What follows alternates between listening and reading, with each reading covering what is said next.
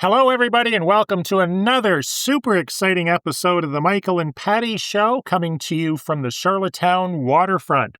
Patty, good morning. Good morning. Everything looks awesome today. Spring is here. There's even a few boats in the water. It won't be just a few days or maybe a few couple short weeks, and we'll start to see some cruise ships here on the island. Cruise ships, as well as probably around Mother's Day weekend and the Victoria Day long weekend. Well, but there's no ice. That's enough small talk. Let's get on with it. Sounds good. And by the way, I see a bunch of notes all over our agenda here. One of the rules about this podcast is there's not supposed to be any preparation or research, and you violated the number one rule to the Michael and Patty Show. So don't let it happen again.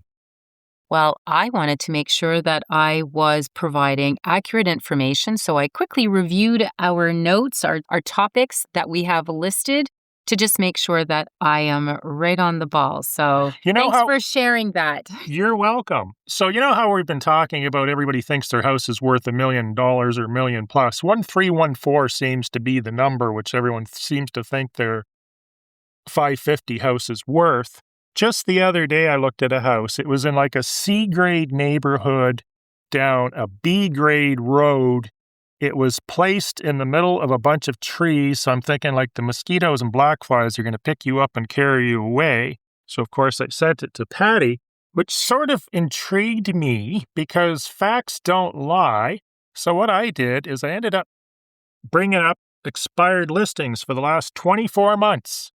So with MLS listings, they basically have four statuses: active, which is for sale; expired, which means that the listing contract has expired. People typically list for, in PEI, 3, 6 months, a year, and then it expires if it hasn't been renewed. The other categories would be canceled and withdrawn. Slight difference between the two. Canceled means it's a dead listing. Withdrawn means it could be temporarily taken off the market to be placed back. Again, a good example of that would be someone that has Christmas and the house is going to be filled with people. They may want to take it off for a couple of weeks. Anything to add? Yeah, so withdrawn listing too, if something happens, typically why we would withdraw a listing is that listing is still under contract with that brokerage. However, for whatever reason, the home cannot be shown. And our rule is, if a home is on the MLS, it has to be available for viewings. And we're just pointing this out because we do realize that some agents and or brokers may think that withdrawn and canceled is synonymous, which it is not. Yeah, but it is. Everyone assumes their house is worth over $1 million. So guess how many expired? These are houses that haven't sold. This, if you're a listing agent and you shop expireds, because a lot of agents will go after the expired listings, if you go after everything over $1 million, there was 142 of them in 24 months, which in PEI is a massive number. Yeah, I was actually really surprised to see that number this morning. Which tells us that there's a lot of dreamers out there. But for the purchasers or the buyers, this means you need to be really, really careful because you're basically walking around in a real estate market that's a minefield. What I do is I compare prices here to prices in Toronto, Vancouver, Texas, Florida, California. And when I see a house that's vinyl sided in a C- neighborhood for $1.3 million, I think you'd have to be an idiot to buy this house if I can buy a house in California or Toronto for the same amount. Not saying that you want to move to those places, but their markets are a lot healthier than ours are, and there's no way that this house is worth that money, and 142 people have been proven that when they tried to sell in the last 24 months. In fact, I was looking at one, not to belabor this topic to death, where over the past 3 years, they've been trying to sell their house. So first it was 1.3, 1.2, 1.1, 985, 965, 955. I sent you that one as well. This is someone shopping for an idiot. Don't be the idiot. Do a reverse CMA. Do an appraisal if you want, but make sure you're not paying more money for the house than it's worth. And I know I can hear this in my head, and maybe you can address this. Well, it's our forever home. We're moving from Toronto. We're going to be here until we die. How many times have we relisted houses where people had a forever home and for some reason they didn't jive with the culture, they didn't like the weather, they didn't like the people, or whatever the case may be, lack of shopping, there's no keg to get your steak. So they end up moving. But if they've overpaid for the house and they've paid the 1.3, 1.4, because in their mind, what they're doing is they're saying, well, we just sold our house in Toronto for 2.2, so we're saving 600. No, you're not. You're overpaying. Yeah. So you're on a roll, and I didn't want to interrupt you. However, I was on a roll. I'm just going to say, kind of back up a little bit and insert a few of my thoughts. Were with regards to the last thought, which was going to be where I was going to interrupt you, was sellers, be aware that a good buyer's agent is going to check the history of a property. And if you're a buyer listening to this, make sure that your agent is providing to you the history. Because the example like you were just giving, Michael, and we see this every day, this property transacted, I believe it was about $400,000 or $500,000 less just a few years ago, and suddenly I don't know what they did to this house, but it's worth $400,000 or $500,000 more today. So when you're saying they're shopping for an idiot, well, there's a few layers. It's not worth. They just put it in MLS for a made-up number. But in their mind, that's what I'm saying, in their mind today, and they're looking for somebody to build their dreams and maybe pay off that expensive car and help them fund their new home going forward and pay for the kids' schooling. So the ones that we are seeing that now are expired, and as of today, which we're getting close to the end of April 2026 here, when we're recording this particular episode, there was 142 expired listings that were introduced onto the market over $1 million. So what that also means is that, and assuming there are no duplicates with regards to the same property was expired a couple times or anything like that, so that's not been verified or confirmed. However, we'll just use that and say they're all individual properties. There's 142 people who have had their dreams shattered. And bit by bit, someone has to come in, and as they bounce perhaps from agent to agent, because you've lost your enthusiasm and excitement to sell my overpriced listing, so I'm going to find somebody else who might be excited and enthusiastic to sell my overpriced listing. Bit by bit, some of those items that they kind of banked on are slowly being taken off the table. And I just don't I make it very realistic. I actually timestamp it. I send it in an email along with the phone conversation, of course, or an in-person conversation. This is what the market is saying as of this date. Now, the market is subject to change. A new property could come on and transact, or a few properties at a higher price, which might move that anchor a little higher.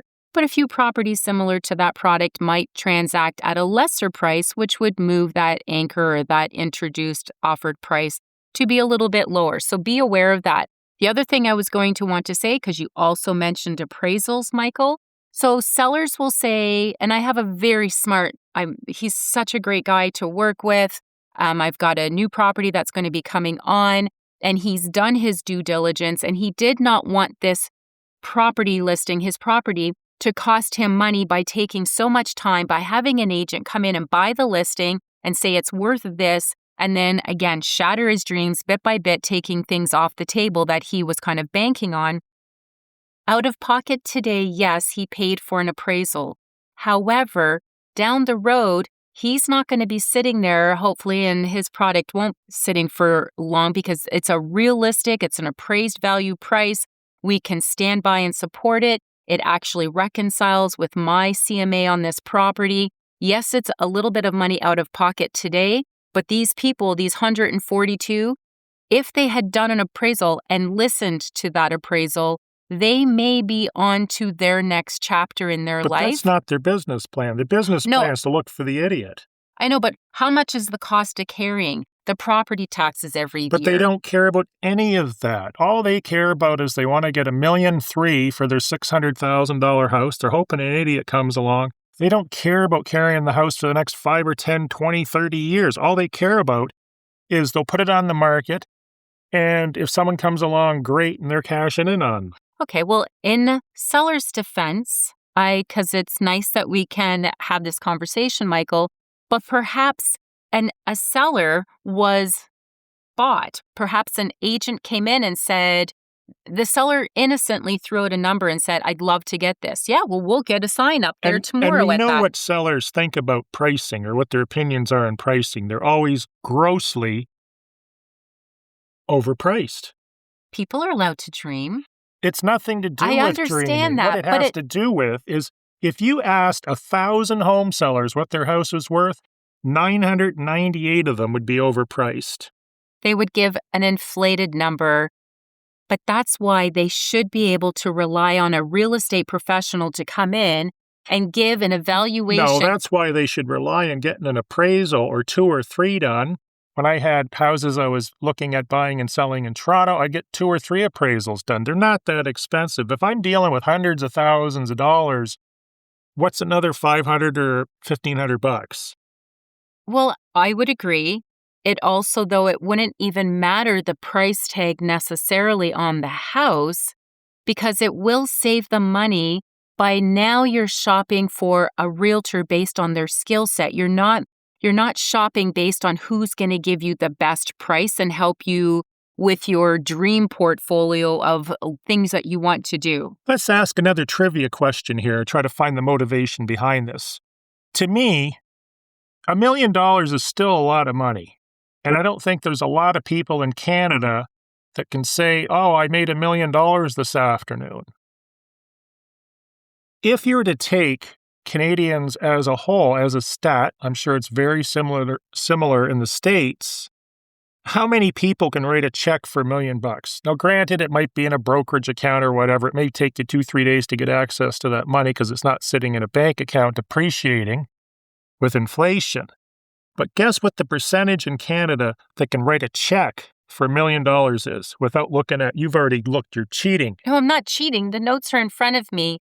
I'm not surprised. So the answer is 1.5% to 2.5% without having to sell their house. Right. So what you're doing when you're looking at these overpriced houses, basically you're probably financing somebody's retirement. 100%. And you're coming from a point of ignorance in that you don't understand the market. Because again, a lot of people will say, well, this house I had people from Vancouver, they bought a house for $45,000 in Summerside, and they said, this house in Vancouver would be worth $750,000. So a lot of people will come to PEI and they'll see this $45,000 house, and they'll say, oh, geez, that's $750,000 in Vancouver. It's got to be worth $250,000 here. Meanwhile, back at the farm, it's only worth $45,000. The bottom line is, make sure you're educated. When you said that most good agents will do CMAs and get into the history and all that sort of stuff of a property, if you're dealing with an agent that's not trying to make a quick commission. Well, right? I'm saying a good agent will do all of that. Like yourself. Absolutely, 100%. And I'll ask you another question. You said you had a client, a smart guy, that got an appraisal done. Out of 1,000 houses you've listed, how many people have ever done that? I would say 97% do not. I do get a couple that will every year do an I'd say your percentile's high. I said a number, not a percentile. So how many out of 1,000 listings, residential listings, have had an appraisal done? I'd say 10. So, yes. 10 is high. Me, I'd probably say maybe 2, 3.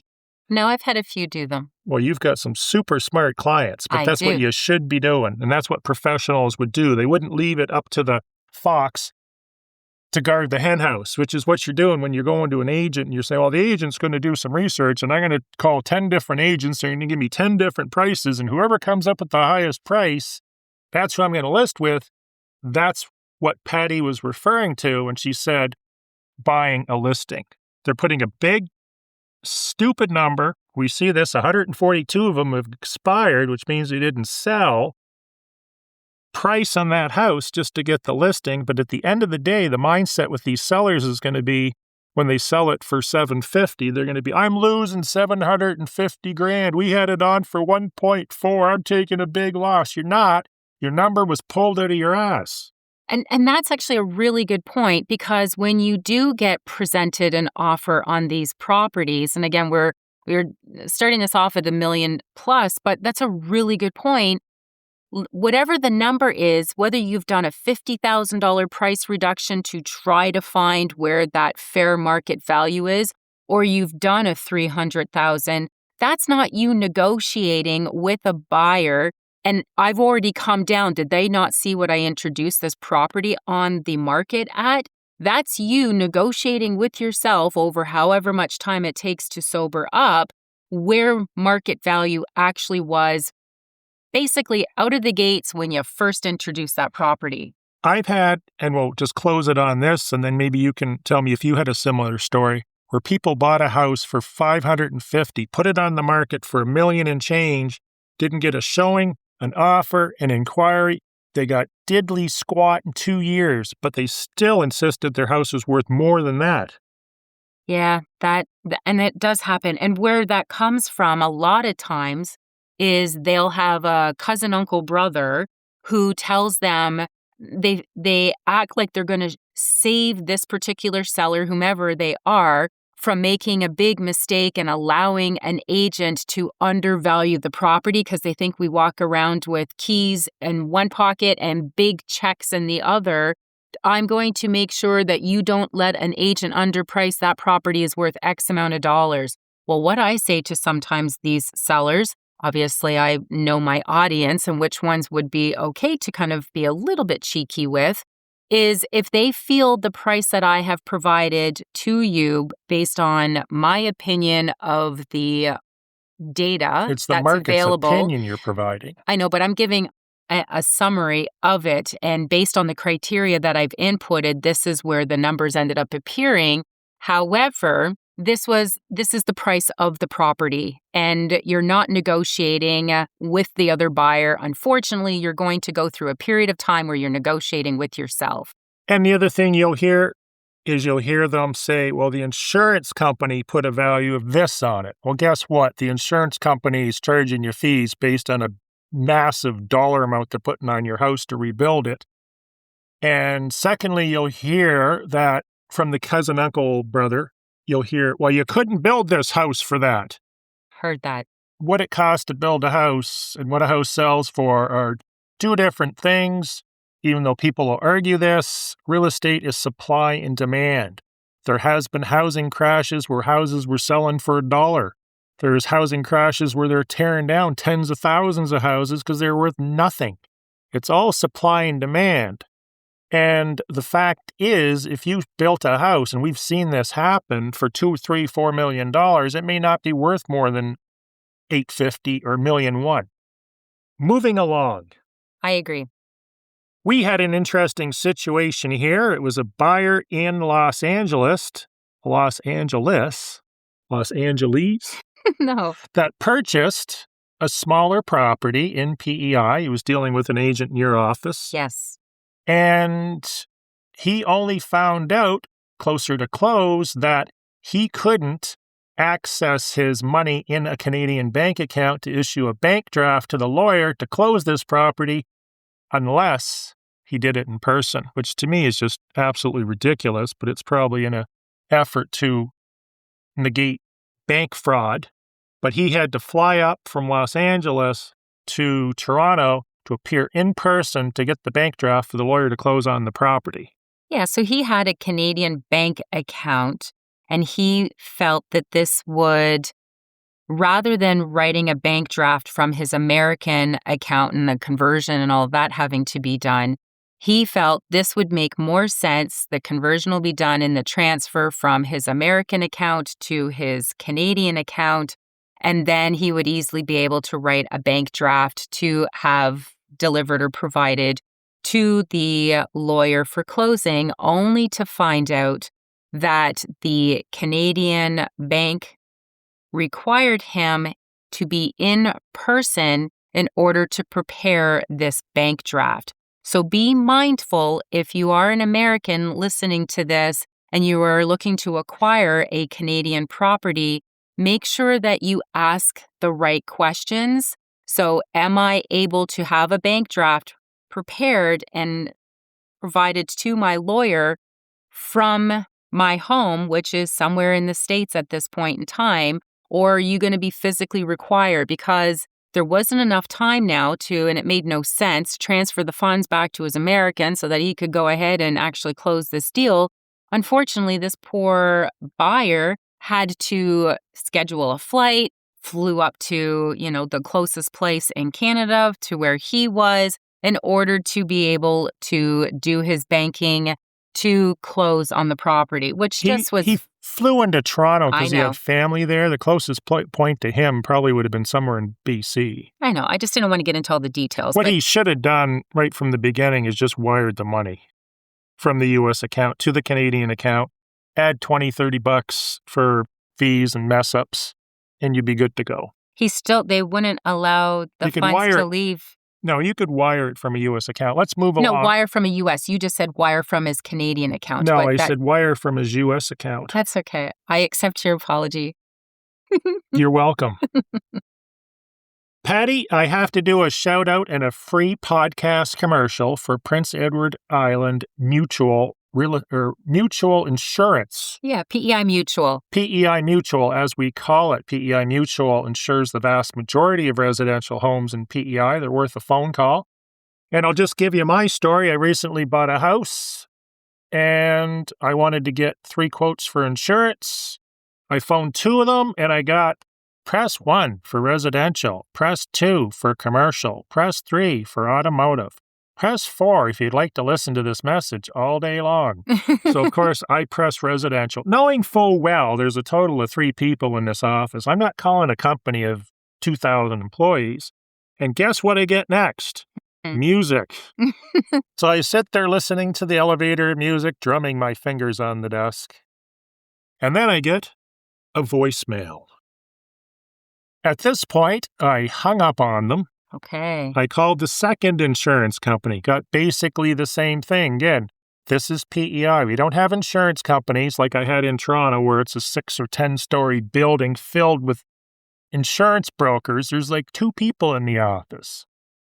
Got the same system. Hung up. Called PEI Mutual. Mind blown. They answered their phone. And it was a real person and not AI. Nice. Unbelievable. And you know what they did? They patched me through to another real person, and we had a real person meeting at the house, and I got a real person quote. And I'm probably going with them, or I am going with them. Yes. No, it's very important to, 1, pick up your phone regardless what industry you're in. I know when, again, and I also being from Ontario, one of the things that I really liked about moving to Prince Edward Island is in Ontario when I called, and again, I'm only saying Ontario because that's what my experience has been, I would call a law firm or an accounting firm, and you'd have to go through a series of channels. Not to say that some of the bigger law firms here don't have a front desk person answering the phone, but a lot of times if you're calling the direct line to the lawyer, they answer their phone and they have a conversation with you. And I was always so impressed. So it's that human connection and touch is such a high value, and it seems so simple that today we're at a time in our world where having somebody actually pick up the phone to have a conversation with you seems like golden service. But like your experience, it absolutely is. And I bet all the time that you were on the phone, Michael, from the time you dialed, spoke to them, and you hung up, probably was the same amount of time as you picking up, pressing all the numbers, directing you here, listening to the elevator music, and then still at the end of the day making the determination and the decision to hang up on it. You probably had the same amount of time in each call, so it doesn't take a lot of time to pick up your phone and provide the service. And that's probably why they have the vast majority of residential policies, from what I've been told, because they supply this level of service. Yeah, good for them. You're looking for a hot water heater. You pick up the phone, you call a plumber, and they plop one in. $1,600. This is what Patty does, right? No, but keep going. It's what you do, admit it.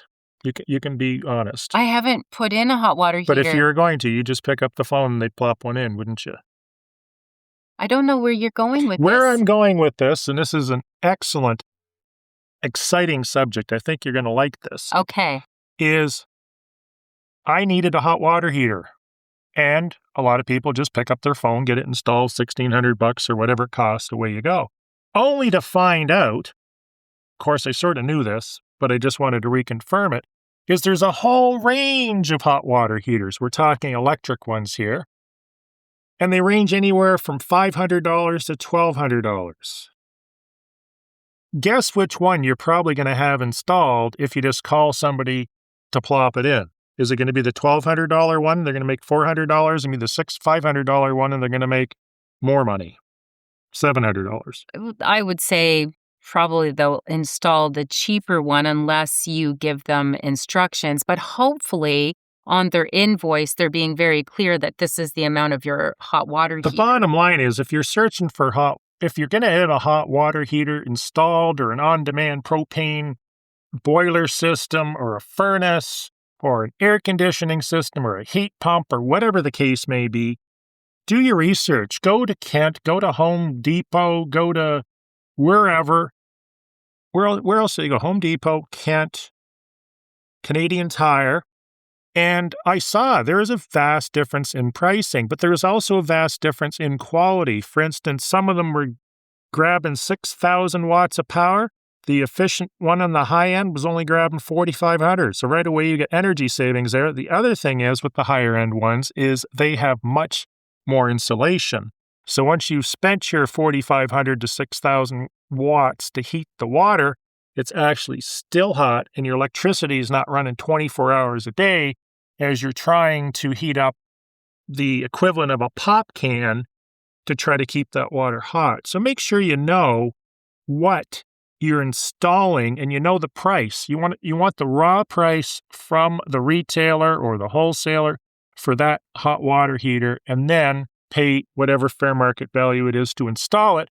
Or what I do is I just give Patty a bunch of screwdrivers and some wire cutters and get her to put it in. Yeah.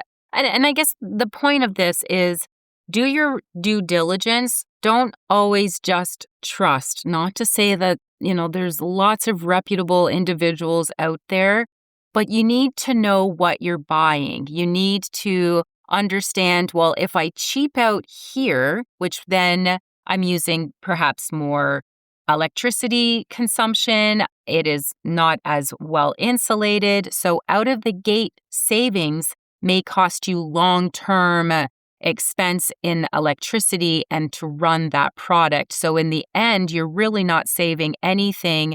And eventually that one hot water heater, as our example here, that may have seemed a little bit more money out of the gate, will actually save you money down the road. And the other one, the cheaper one, will do the reverse, cost you money. Let's talk about tax assessments and reassessments. It's coming to tax time here, and the one thing that's a huge nuisance for real estate agents and lawyers' offices is the fact that the PEI government likes to take all the tax information, particularly what your annual fees are, based on the assessment value, offline for a couple of months, which is super handy for us, and there's no reason to ever take them off, but they take them off while they're updating them.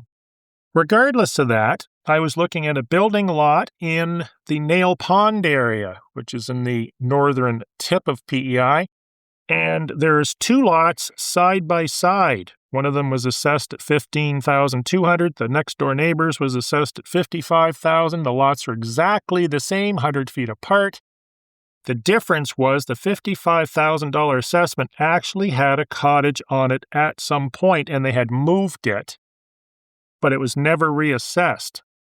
If you get a cottage or a house moved and now you have a building lot, or you have a building lot, make sure you do know the value of it, because a lot of them are indexed, sometimes disproportionately to inflation or market value.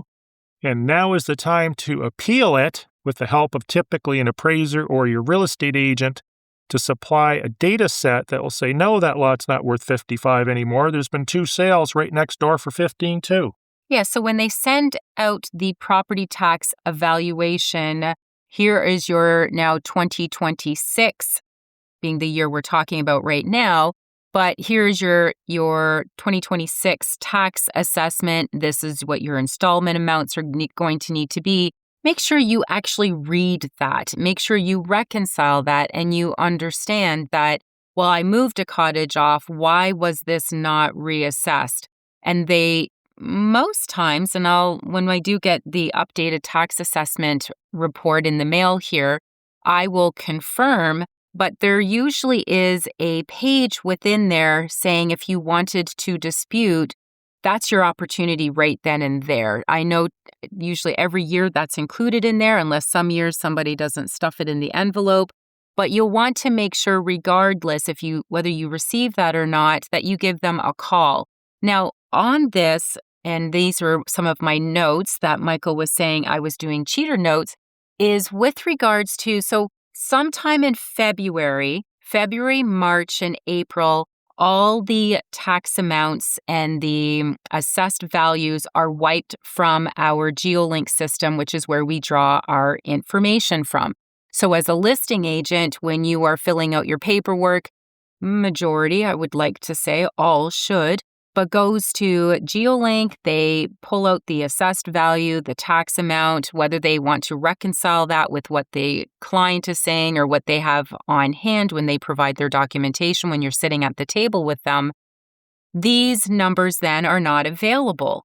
Well, a little secret, you can just call the taxation and property records, because we should not see on an MLS listing, unless it has not been identified, so it's a new lot being subdivided off of a bigger parcel, a to be announced amount. So it is an easy phone call. You're calling taxation and property records. They are very nice.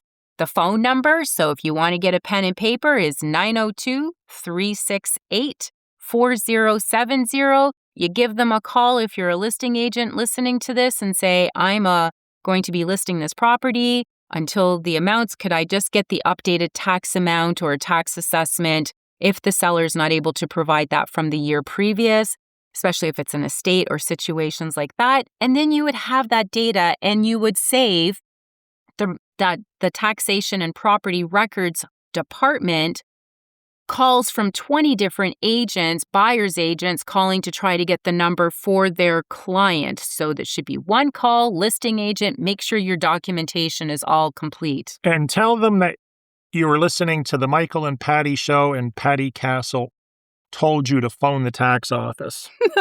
Again, as a listing agent, buyer's agent, that listing agent should do it. It should be one call. I am not telling them to every single buyer's agent to call, because that's just not fair to them. The other thing to look for in your tax bill is make sure you're getting the resident discount. If you are a resident, you will receive approximately 1/3 off of your tax bill. So make sure your assessment value shouldn't be market value. It's typically under market value. And your discount should be named there as well as a resident discount. Yes. Anything Or else? not a if you're not an island resident, you shouldn't be receiving the provincial tax credit.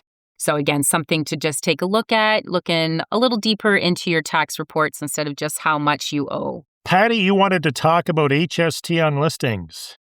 So HST on listings with regards to properties that are Airbnb or they have some sort of business or something ran within them, it may be applicable, again, Airbnbs on daily rentals, weekly rentals. If your income is you're an HST registrant and you are have earnings of over $30,000. So you need to, and again, we are not accountants and we need to stay in our lane, but you need to be aware of this. And if you're a buyer, because we like giving both sides, because this is all about education, and you are aware, Google the address you're looking at putting your offer in. You make sure that you know everything that you can.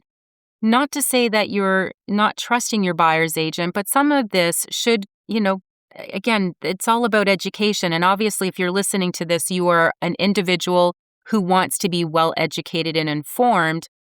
Google the property. If it comes up that it's an Airbnb, you need to go back and ask if there's HST that's going to be applicable, or be mindful when you're writing your agreement of purchase and sale, how that HST, which we've covered on previous episodes, what box is checked. Be mindful of that checked box.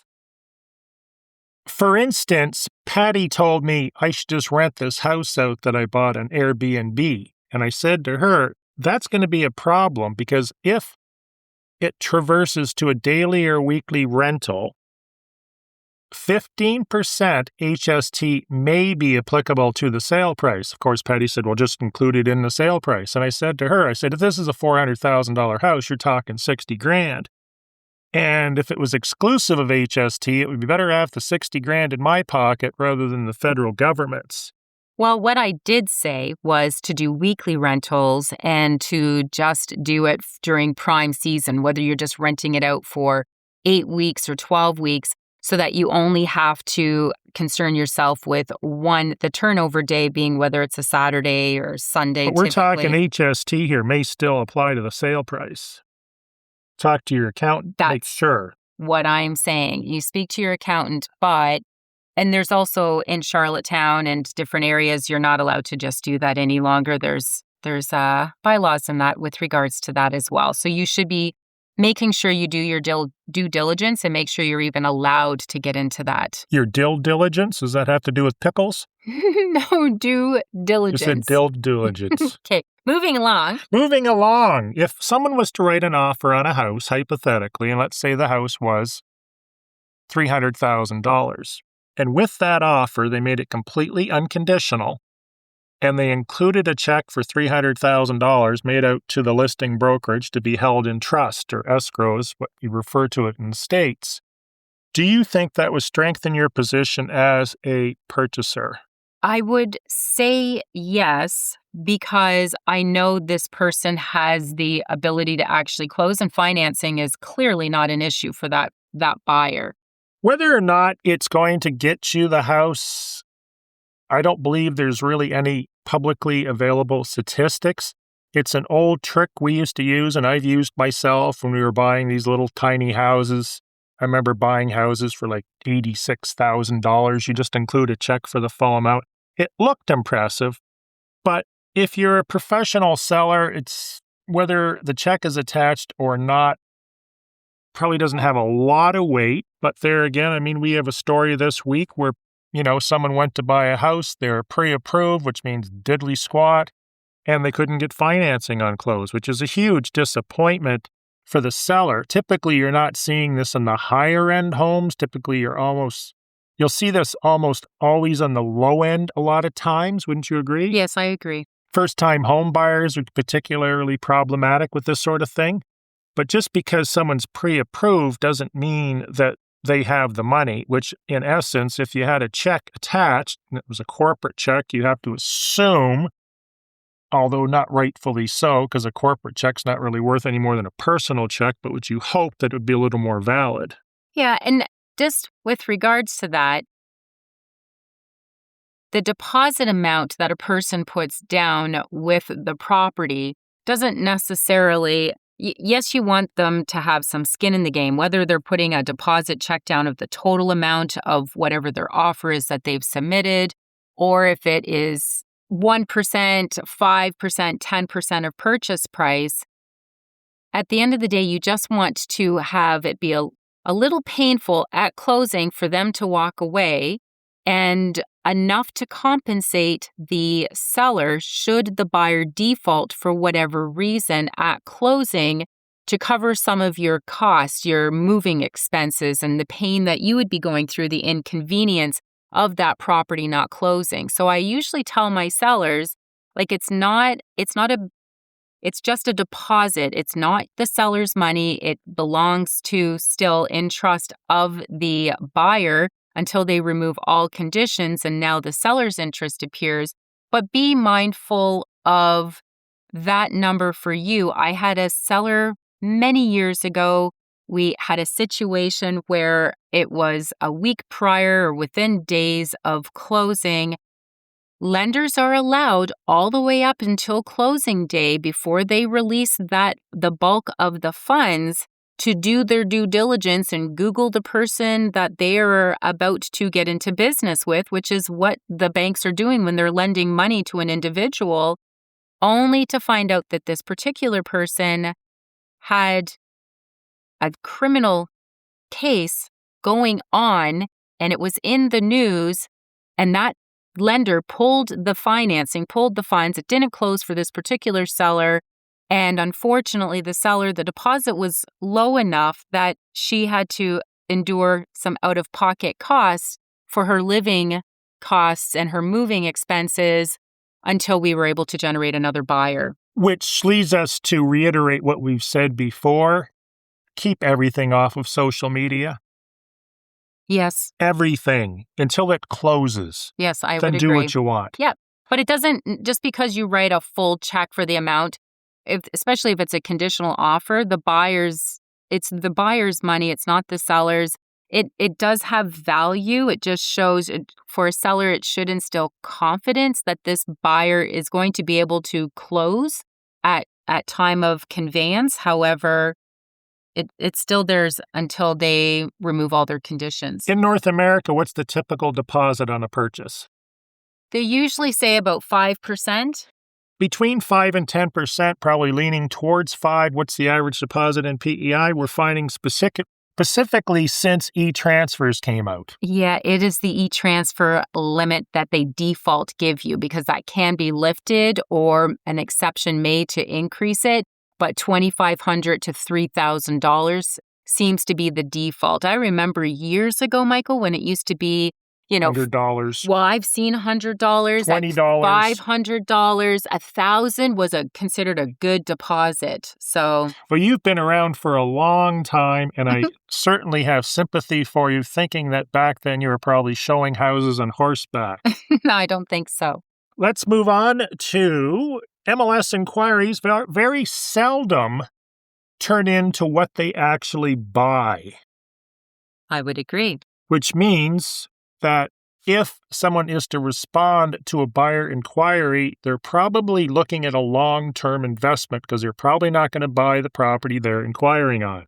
Yeah, or they're sitting at home being real estate couch shoppers, and they just, it's as easy as when you put in social media and they spit back a picture, tap to, request this. And my mother does all this stuff on social media. And I think they genuinely just feel it's a matter of, I'm just going to tap this to request more information, click send, not realizing on the other end, this is somebody who is going to have to spend, in some cases, a half an hour. They're going to chase you down for months if they're a good agent, to try to make sure that they provide a high value service to you. It's not so simple, it's not a machine. It's not AI that's just going to kick back information. There is a human being on the other side that is going to be trying to go to work. Your point in this, I feel, Michael, is when a buyer clicks on that, please be aware, if you're a listing agent, they're probably doing this on 5 other properties. And it's going to be that agent that provides that high level of service, much the same as what you just had with PEI Mutual versus the other companies. And it may not be the agent you've inquired with. Oh, well, absolutely. And it's going to be that agent who is the human, who follows up, who provides the information that shows their value, that gives you some maybe insight that you wouldn't have otherwise known, especially if you're off island and you're looking at relocating to PEI or buying a dream property, whether it's land or a cottage. That is going to be the agent that's going to end up hopefully winning your trust. Getting to cottage listings, someone selling a $650,000 or $700,000 cottage in a market that typically sells in the 4s or 5s, have a touch of reality. The reality is, if you're trying to sell what you feel is a high-end cottage and you're in that $650,000 to $700,000, the property actually appraised to that and or CMA'd, but most of the other properties are $400,000 and $500,000, expect that property to be on the market for more than a couple of days, in some cases years. It's not a liquid market, and it could take more than one season to sell. So if it does, don't give your listing agent a hard time, providing the property's been priced properly. It's basically just absorption rates telling you that, listen, there's only 1 or 2 of these that sell a year, and there's 10 on the market, so we'd have a 5-year inventory or 10-year. Absolutely. Moving along to, I was looking at an old offer, I think it was from 10 or 12 years ago, and there was a reason I had to do this, but when I brought up the offer, none of the dates aligned. Maybe you can tell us about this since you wrote the offer. Well, This was little young Patty.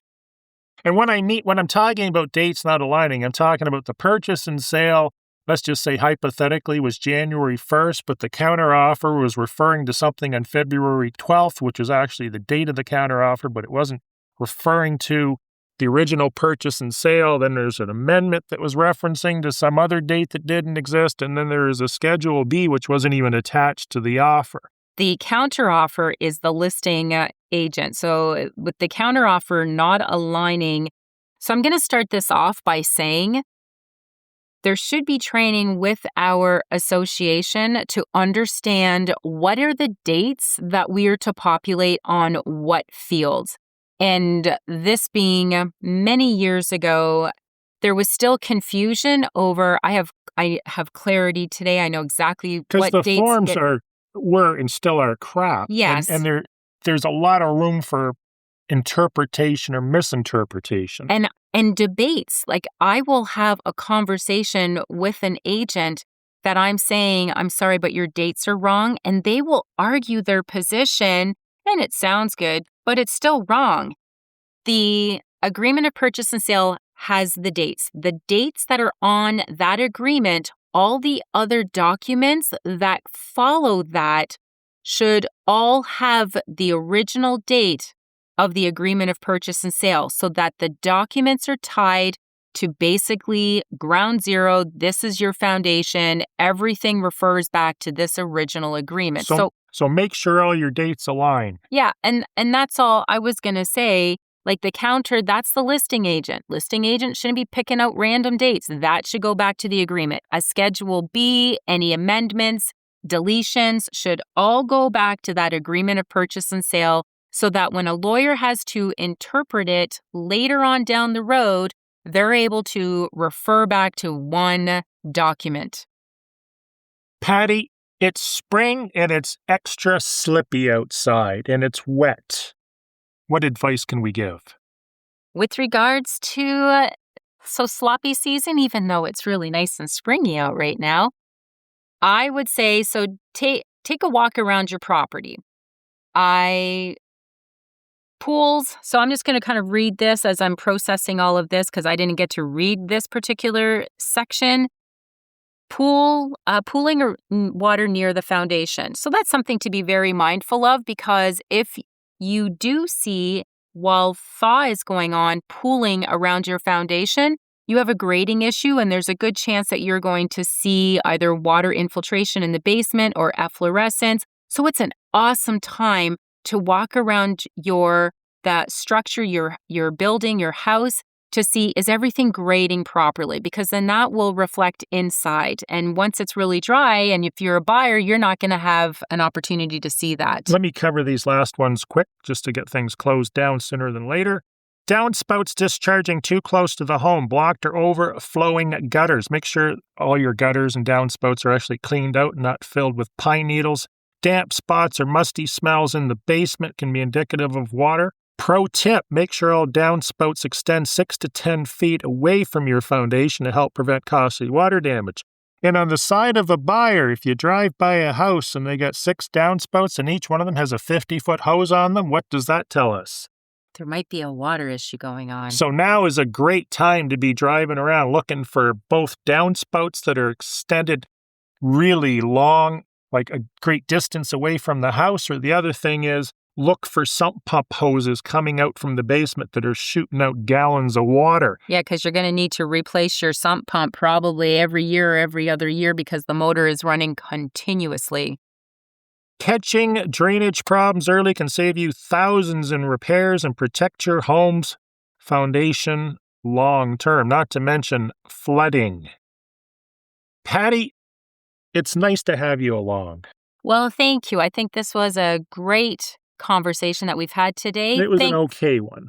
Thanks again for listening to another episode of the Michael and Patty Show, otherwise known as MAPS, PEI's podcast that helps guide and navigate you through the buying and selling in a little bit of Prince Edward Island. I also wanted to let you know if you are looking for an extension of this, we do have the Moving to Prince Edward Island spelt completely out from the Michael and Patty podcast. It is a Facebook group that is filled with information. We have Monday, Wednesday, and Friday summaries of all the episodes that we have previously recorded.